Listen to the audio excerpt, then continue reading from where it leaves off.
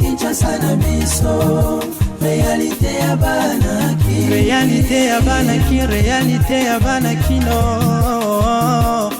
Nantele lobi président de la République Félix Antoine Tshisekedi Tshilombo akede kotala milona bisikani bazali kokona biloko ya ndenge na ndenge esekeli boye bapeke bazali kosala ba élevage bangombe pe biloko monsieur zali kolonama surtout kobokola basoso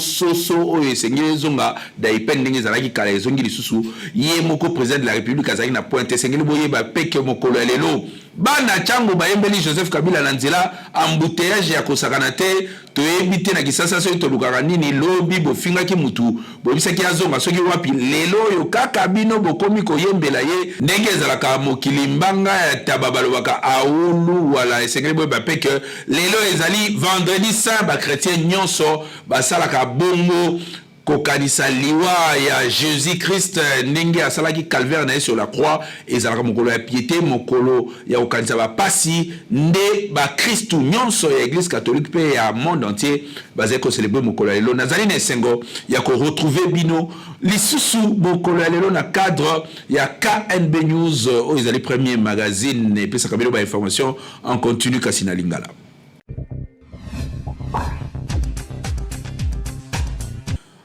Le président de la République a inauguré usine Monene Kitoko Oke Plast, deuxième en Afrique, premier usine en Afrique centrale où il y a le recyclage et le plastique et les canards de Bolanda. Reportage Oyo. Yemoko akitaki na Kingabwala biko inauguré usine oyo ya transformation pe recyclage ya ba plastique awa na République démocratique du Congo. Félix Antoine Tshisekedi Tshilombo Mukontombolo Mwamai, président de la République démocratique du Congo, ayaki yeboko na pointe kotala ndenge nini masolo oyo kosala maboyebi bien que ba plastique etondi Kinshasa au lieu que ba kene koboka yango na ba caniveau ndenge na ndenge isegeli ezalaka recycler po esala baka mususu. Kitoko Plast, usine oyo efungwami awa na Kingabwa, cérémonie esalamaki lobi président de la République azaki entouré na président ya Sénat Bahati Lukwebo, premier ministre Sama Lukonde, pe vice premier ministre oyo atali makambu ya environnement Eve Bazaiba. Na ba membre ya gouvernement mususu pe bazaki na pointe elongo na gouverneur ya ville province ya Kinshasa Jantiningo Bilambaka. Kolokota basalite na nzela ba déchets nyonso kozwa ba déchets plastique wana ko travailler yango ko revaloriser yango nde ezali schéma oyo usine oyo ekolanda pamba te ba ko contribuer pe na bopeto ya environnement ya Kinshasa pe ba ko kende su ko recycler ba biloko wana pote esala ba produit ya sika to pe esala lisusu ba biloko ba ko salela. Entre-temps, emploi est créé, propriété et salami, peba tout basalemi sous biloko ya sika. Oh, ils allaient vraiment miracle. Pour la Jantiningo Bila, schéma oye koti na cadre ya kin bopeto, c'est-à-dire Kinshasa sengele la peto, yango wana tango bazali kolokota ba plastique oyo ekosala ke ba recyclaka yango, pe loko na biloko biodégradable na mabele esi la kate, yango wana kozwa usine ya ko recycler ba plastique oyo et ezali penza eloko moko malamu. Pour le directeur général Yaoko Plast a expliqué que 15 millions d'euros des allées coûts et investissement.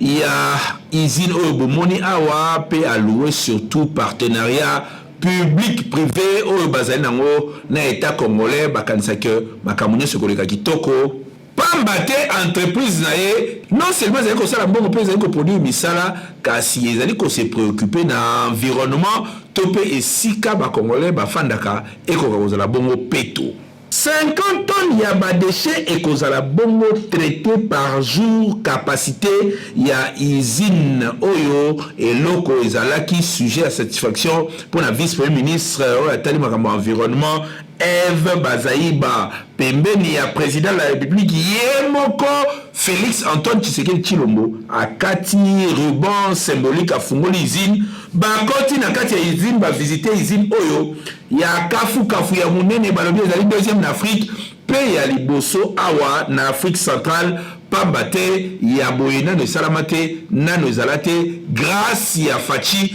nde tozali komona biloko ya kitoko boye ezali kosalema. Oui, Royaume-Uni a signé accord na Rwanda. Désormais, ceux qui ont bois Kingunda na Londres, Keba, au se retrouver na Rwanda, Bayokani Bongo Rwanda et Kobanda Bomba Bangunder Nyonso ya Royaume-Uni Bolanda ba détail na reportage Oyo. Accord est signé entre Rwanda et Royaume-Uni ya ko relocaliser ba immigrés, c'est-à-dire yo mutu uti so yimboka na yo oké ko boka ngunda na Royaume-Uni oko se retrouver désormais na Rwanda, c'est-à-dire ba yo kanik ceux qui mutu ayeneti comme réfugiés na Royaume-Uni yebaka ke ba romermao piakata ti na Rwanda ezali selon ba accord na bango ba yo kani Rwanda ne mutu ko bomba yo esika okofanda esika makambo na onyo se ko salama ba procédure na onyo se ko salama accord conjoint tango ba biso Royaume-Uni a acheté plus de 144 millions d'euros pote makambo na salama kitoko côté à Rwanda balobi que masolo ne ko concerner batu nyonso o ba route à travers le monde wa ko se diriger vers Royaume-Uni kasi ba pays voisins c'est-à-dire République démocratique du Congo ba Burundi o ezaka zonga na Rwanda bazali concerné te tope ba koyambama na Rwanda te. Date ya application ya accord yango et yebanité kasi na côté des Nations Unies ba sepeli ata mukete na projet wana pe balobi que zali inapplicable pe inhumain pambate procédure wana ezali illégal qui vivra monera kebande kona zali na Londres okosutuka boye nzoka abwaka ngunda lokola Camerounais aye kofandela ona Kigali kana mupanzi awa ekozala pasi pe mawa to ebite soki kosuka boni. Oui, Didier Boudimbo, ministre ya hydrocarbures balibéraki mokolo ya lobby après avoir passé 24 heures na bageol ya agence nationale ya renseignement ya République démocratique du Congo nini et salemi pour les Camerounais banang nini bolanda ba détail na reportage Oyo. Ezali Makamunano et Salamate, ministre en fonction, ministre hydrocarbures, Didier Boudimbo, baye bakibongo interpellé na ANR, Agence nationale ya renseignement et sikanini bambita qui est depuis Boutou ya mercredi a passé Boutou Mobimakuna ti na tongo ya jeudi pe journée ya jeudi nde baye ko libéré ye mutu ayebaki makambo ezali kolekana kuna ezali te batu mususu kutu balobi o ezali dossier moko bimi sur internet soki azoki bambongo batu yango wana na Belgique bazali koluka ye luvunu nzoka ezaki lokuta kasi curieusement depuis bakangaki na butu wana kaka tongo ya jeudi ba station efungwami ba station ekomi koteka carburant normalement to comprendre te effet nini esalemi kobima na ye lobi ntango baye kolibere ye nde toye koyoka o balobi ezalaki mpona makambo ya bacarburant moko boye ya réserve ezalaki quelque part bino boyebi kaka makambo soki ezali na niveau ya ANR ezalaka clair te mutu na mutu ayaka na version na ye ya koyeba ezali que ministre Didier Boudimbo oyo azali en pleine fonction comme ministre national ya hydrocarbures azalaki bongo interpellé na agence nationale de renseignement pour na ko fournir certaines informations oyo grand public ezali ko ignorer kasi effet na yango to kamwe to moni carburant ezongi koteka ma normal pe likambo yango tozoyo ka mutu azali ko lobela yango lisusu te oyo ezali RDC Mbokelengi. Macaroni Roni surtout na pak bana Kinshasa nyonso balobi bakosala kaka macaroni Roni po yango kimaki kaka o Beltexco amemeli bana Kinshasa bolanda.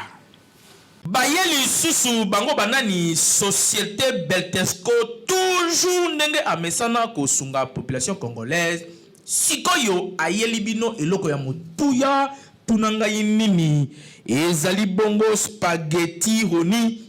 oyo bozali komona ndenge bazali ko présenter biso yango awa ezali produit moko kitoko makasi okoki kolia yango na biloko nyonso oyo olingi Thomson soso viande ya lolenge nyonso tope madesu oyo na Kinshasa tobengaka madeblo oza mobimba bana mikolo tout le monde akozala d'accord na spaghetti oyo Roni esengeli koyeba ke pâte alimentaire oyo esalemi na semoule de blé ezali na elengi pe guna ndenge ya kosakana te kasi babosani bino te baye nyonso oyo pe baza batu ya ba nostalgie balela ba macaroni Beltesco acheli bino pe lisusu macaroni roni yango pe lisusu ndenge moko gu ya ndenge ya kosakana te elamba makaka ndenge moko mwama ya muke ya moto etoki oche yango na kati quelques minutes après ebeli bana ya classe ba papa na tongo va bakende musala yo pe mama soko ngo kende marché okoki ko beta yango repas moko ya 5 minutes et sangisi libota mobimba pe bozali calé na journée bokoya ko lia kaka na pokwa vérifiez toujours logo ya Beltesco tango ozali kosomba po ba mwifi na Kinshasa bazali ebele po yango de ezali ba produit ya qualité supérieure oyo Beltesco a chelibino na marché to offrir bino produit kitoko o babengi spaghetti roni ezali pâte alimentaire à la semoule de blé. Pâte alimentaire à la semoule de blé oyo ezali kaka spaghetti roni oyo esengeli ko lesama na mabota na biso maman responsable papa responsable ba étudiant ba coopérant spaghetti ezali kaka moko ezali spaghetti roni oyo ezali la qualité supérieure oyo spaghetti oyo baleka ngo partout to zali na produit mususu babengi ya kitoko makasi babengi macaroni ya Beltesco en tout cas ngala benga ngo kima kinkaka ezala l'habitude ya consommation na bino mikolo nyonso ya kolia macaroni roni na spaghetti roni po ezali biloko oyo ezali kotonga nzoto ezali kopesa biso nzoto makasi po toyeba ko vivre longtemps na mokili ezali cadeau signé Beltesco mwana mama yebela pona kolia biloko ya qualité il faut toujours Beltesco po yende akanga Kinshasa République démocratique du Congo mobimba uta batango ebele autre bakité Tolobi Kinshasa et l'équipe partout.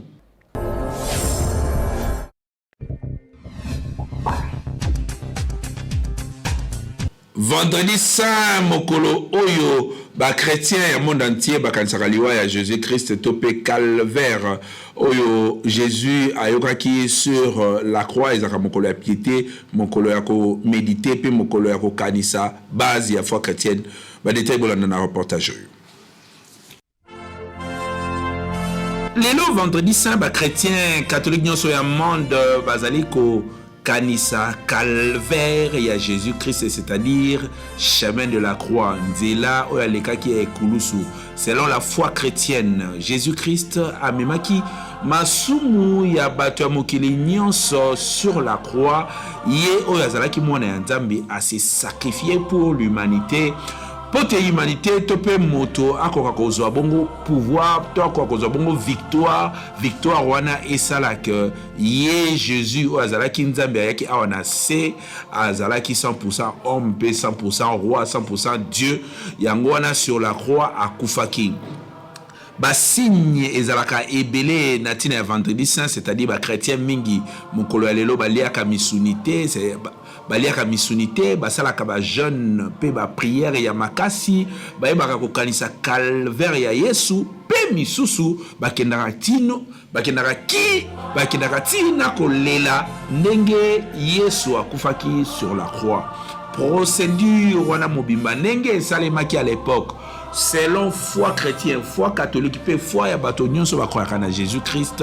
bakanisaka yango mokolo ya lelo yango wana vendredi saint ezali ko symboliser journée oyo ba chrétien nyonso bakanisaka ndenge Yesu akufaki parce que selon la foi chrétienne soki Yesu akufaka te foi chrétienne elingi kozala pamba te elingi ko ressusciter te. Donc mokolo ya lelo Yesu akufi sur la croix ba chrétien bazali kolela pe bazali kozela ase kwa sima mikolo misatu. Kinshasa et l'équipe partout.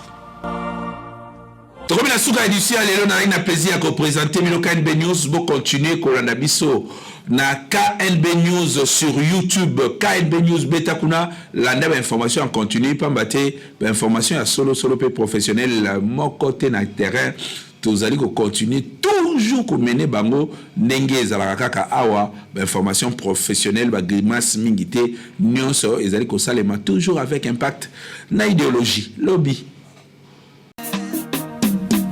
magazine